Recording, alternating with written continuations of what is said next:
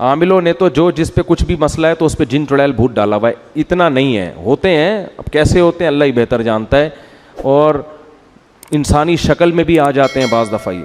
اور ان کا سب سے خطرناک کام ہوتا ہے انسان کے دل میں وسوسے پیدا کرنا, انسان کو گناہوں کی طرف لے کے جانا. ان کی طبیعت میں شر غالب ہے, خیر کم ہے, اور ان کی تعداد انسانوں سے بہت زیادہ ہے, اور ان کی پیدائش بھی انسانوں سے پہلے ہوئی ہے.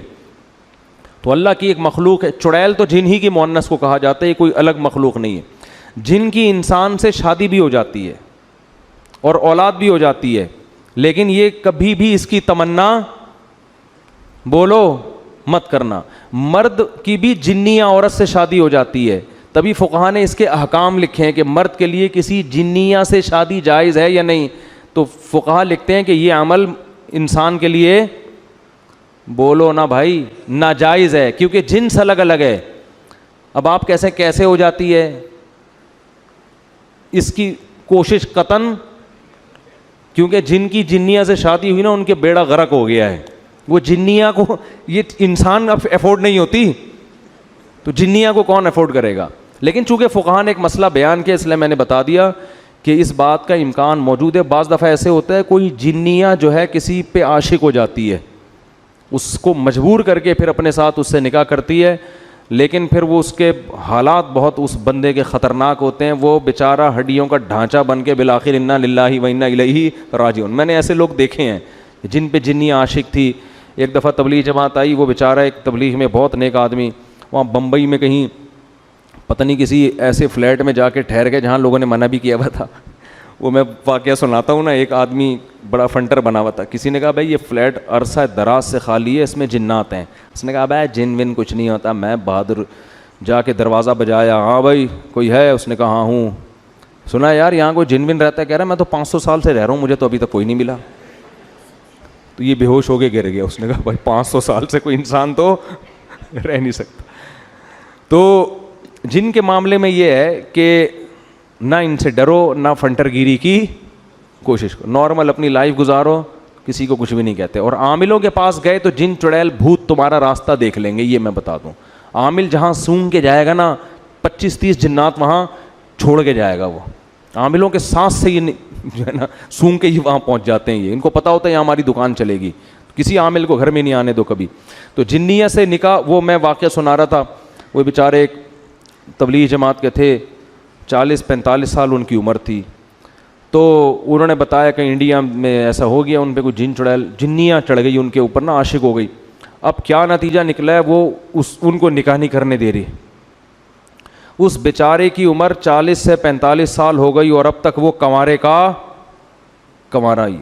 اور وہ جنیاں ہندو, وہ مجھے کہتے تھے کہ میرے سامنے خوبصورت لڑکی کی شکل میں آتی ہے اور یہاں بندیا لگی ہوئی ہوتی ہے, اور مجھے کہتی ہے کہ تو ہندو بن جا اور مجھ سے شادی کر لے. لیکن اس آدمی کا بھی ظرف تھا, یہ اس نے کہا میں کسی قیمت پہ ایمان نہیں چھوڑ سکتا. اچھا یہ باتیں ہو رہی تھیں, اتنے میں انہوں نے مجھے بتایا کہ ان پر نا وہ کیفیات طاری ہونا شروع ہو گئیں, اور وہی جنیاں ان کے اوپر سوار. اچھا مجھے کہتے ہیں کہ سارا دن انڈین گانے سناتی رہتی ہے مجھے بیٹھ کے. صحیح ہے, سارا دن کیا کرتی ہے؟ انڈین گانے سناتی رہتی ہے.